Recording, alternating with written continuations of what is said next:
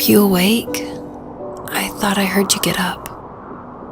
Yeah, I'm awake. Sorry, I just can't sleep. Are you thinking about him? Yeah, a bit. Usually get back to sleep, my love. I'm fine. No, it's okay. What else is on your mind?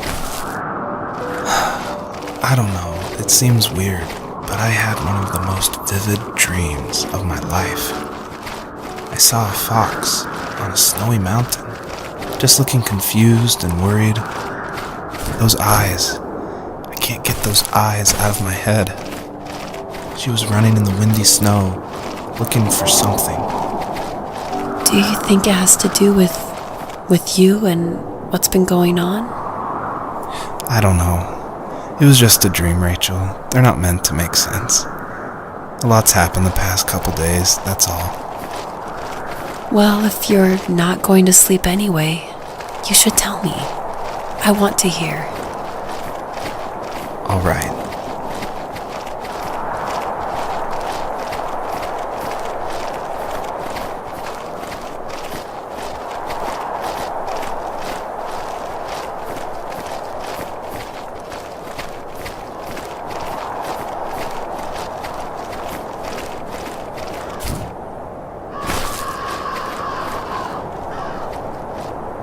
So, not far from her home, she followed that path to something unexpected.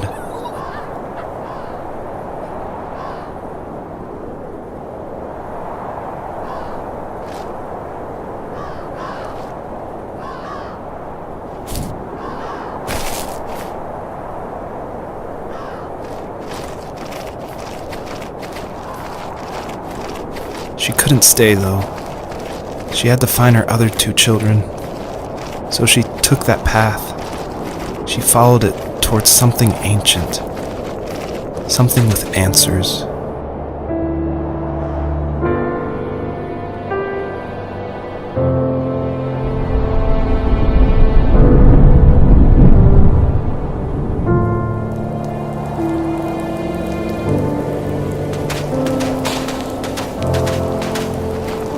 The fox looked high and low, searching for any sign of her cubs. Points of light showed the way to this ancient tree. It was as if each one had a story to tell, all their own. The land was trying to tell my story, too. I felt like I was right behind her the whole time.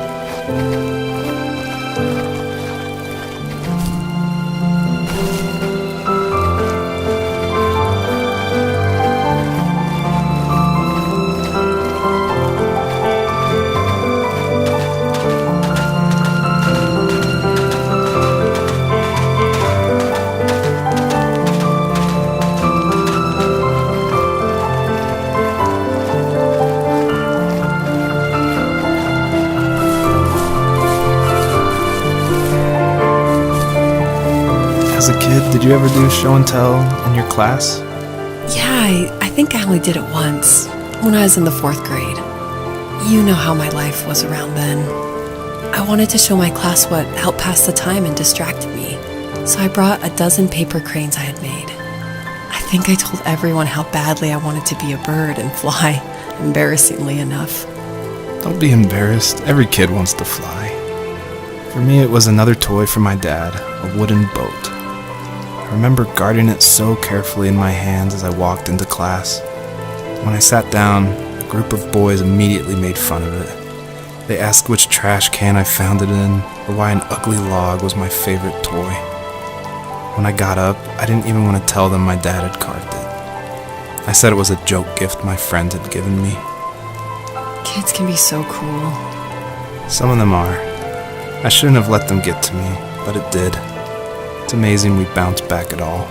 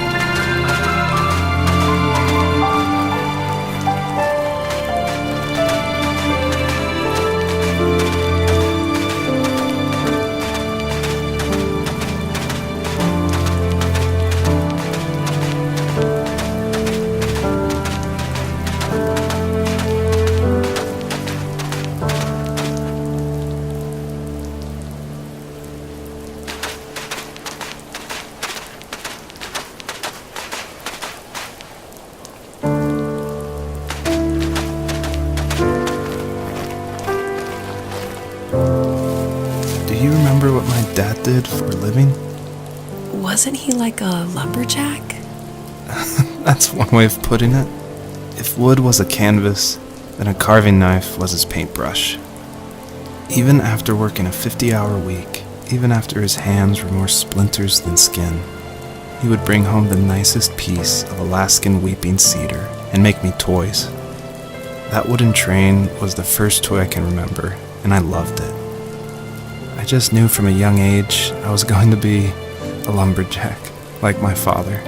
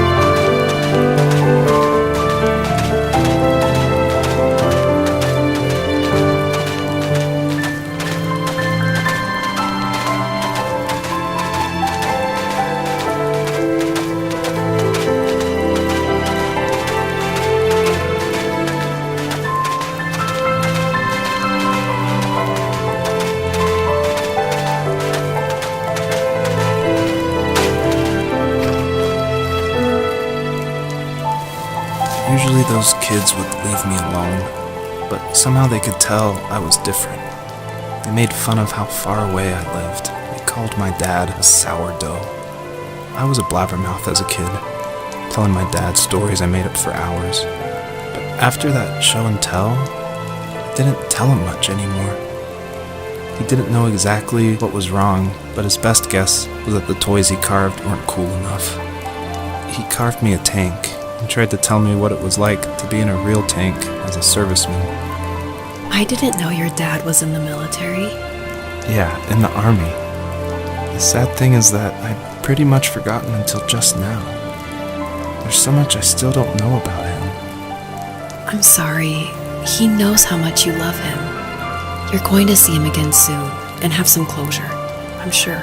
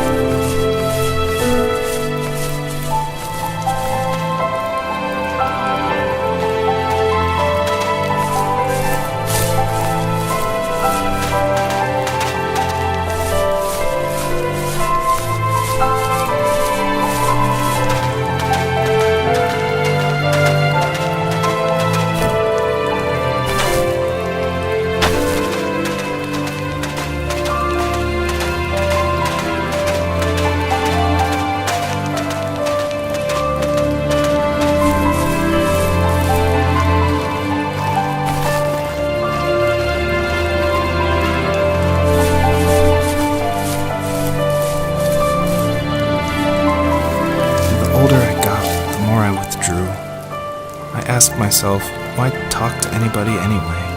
Why bother when I'm happy by myself? I started drawing a lot, mostly animals I saw in the woods by my home. I then imagined designing my own hideouts with things like TVs and pantries full of chips and cookies. I think that idea of leaving home and drawing blueprints started my career. I found a lot of solace in that. I'm not surprised, but I did the same thing, you know? There's something special about having a place to call your own. And now look at us. Well, if you count renting in an overpriced city. It's as close as we can get for now.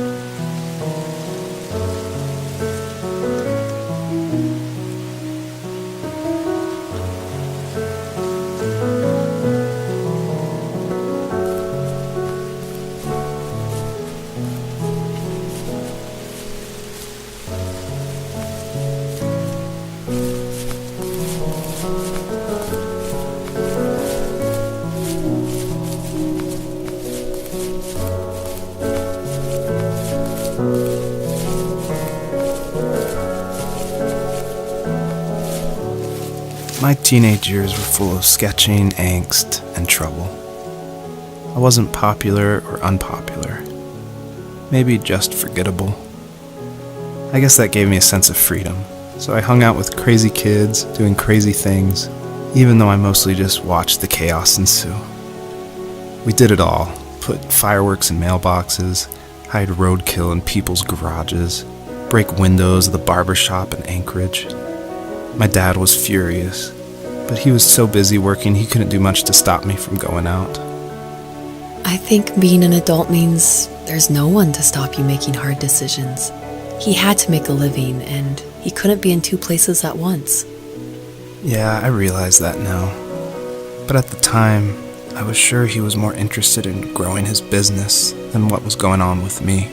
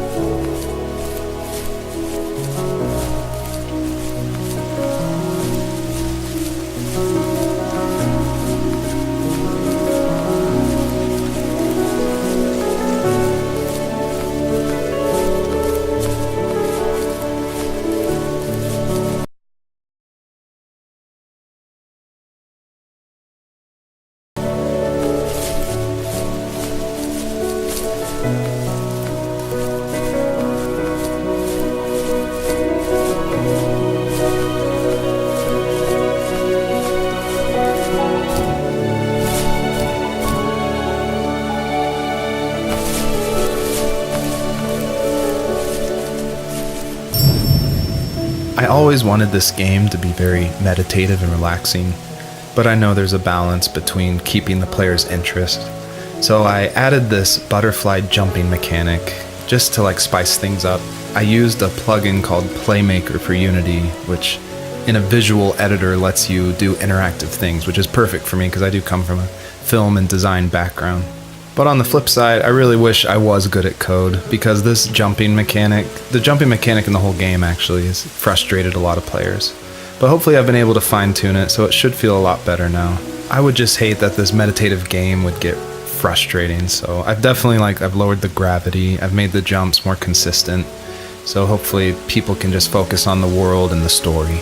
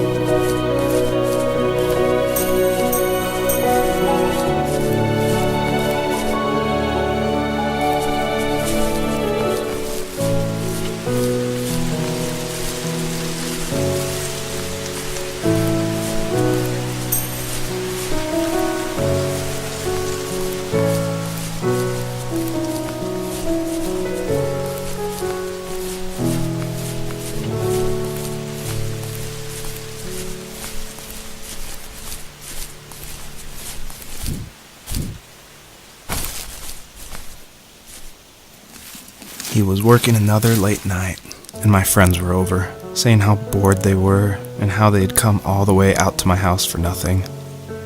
One of them mentioned how that old, ugly beyond belief truck was still in the garage, and how we should take it for a spin. I was only 15, so I kind of fought it for a while.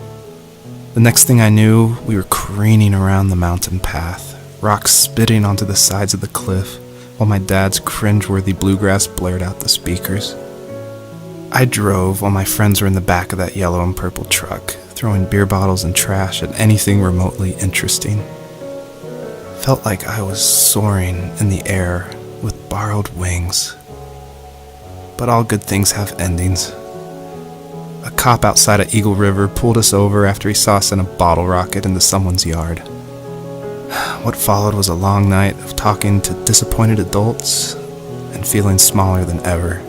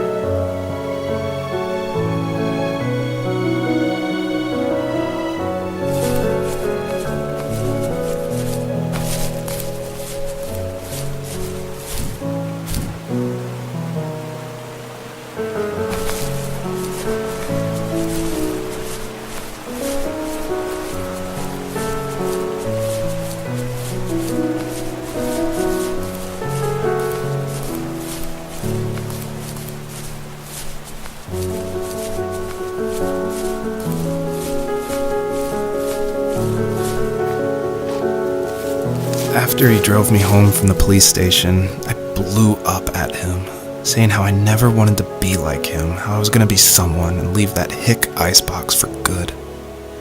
He just looked forward at the road with tired eyes. I took out that bluegrass tape from the cassette deck and chucked it out the window. In my sage teenage wisdom, I thought I had proved the ultimate point, but my dad had a different idea. He slammed the brakes, slowly bowed his head while gripping the steering wheel, and finally looked at me. All he said, like it was a polite request, was, "Make this right." I sat there in silence, fuming, but I eventually got out and combed every square inch of the woods, muttering profanity after profanity. I found it 30 minutes later, near a small waterfall off the road. I went back to the truck, put the wet tape back in, and sure enough, it worked. We didn't speak another word to each other the rest of the night. Wow, I knew you were a crazy teenager, but... It's hard to believe, isn't it? It surprises me too. It's like I didn't really know who that kid was back then. bet my dad thought the same thing over and over. It's almost like he was saying, make this right, to himself, more than to me.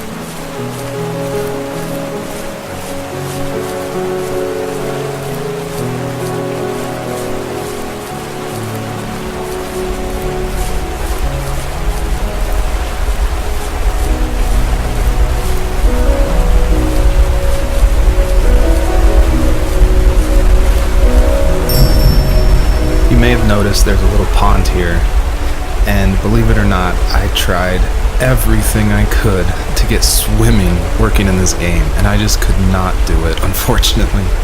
And so all the water in this game you can just stand in, which is, it still like bums me out, but the systems were not working, it was buggy, so I just had to throw it out, which, you know, I think it's okay. Like, I wish it was there, but again, the focus of this game is on the story.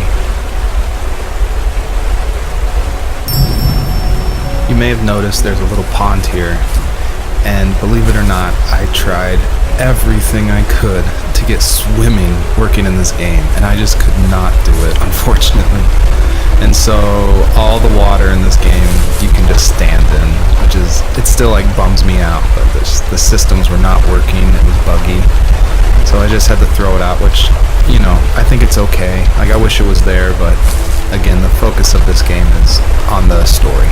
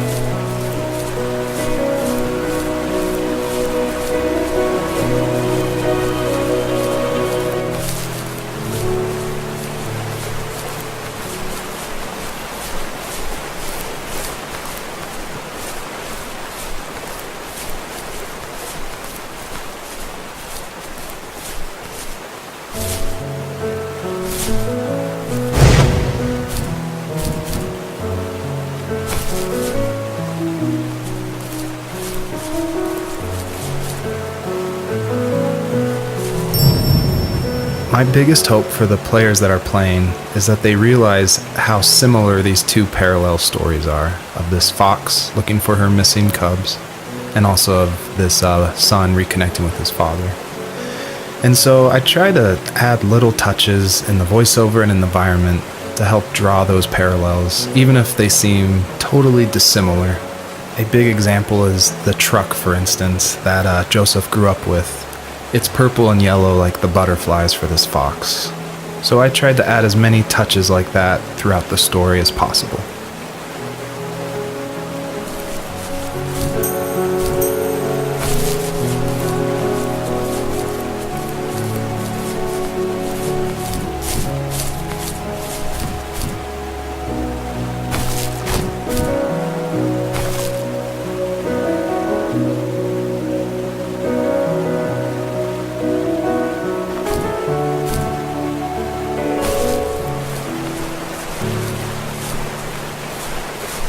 My friends would laugh about that night and talk about how crazy it was, and I laughed along, pretending it didn't bother me.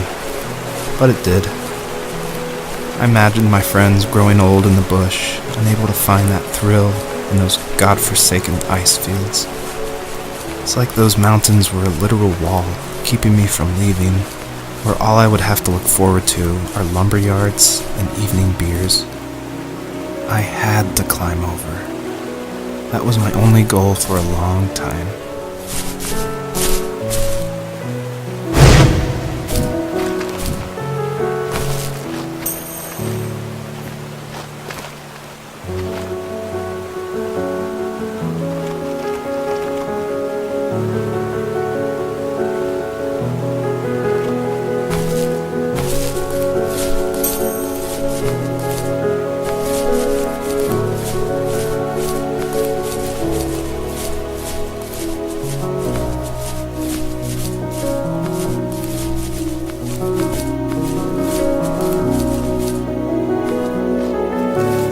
If there was some way I could take my love of drawing and turn it into a way of escape, nothing would make me happier.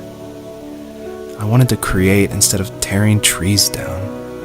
I wanted to move to the lower 48, not because I hated it there in Alaska, but I hated the idea of it. It's like all of that spite inside me had created this monster which followed me around my whole teenage years. I put so much energy into doing what others didn't expect of me. Why did I do that? There's one fact you're forgetting, though. If you didn't have that fire in you, we probably would have never met. You're absolutely right. Maybe the destination is all that matters in the end. But then why am I awake? Why am I seeing this fox go on her journey? And why can't I stop thinking about my dad?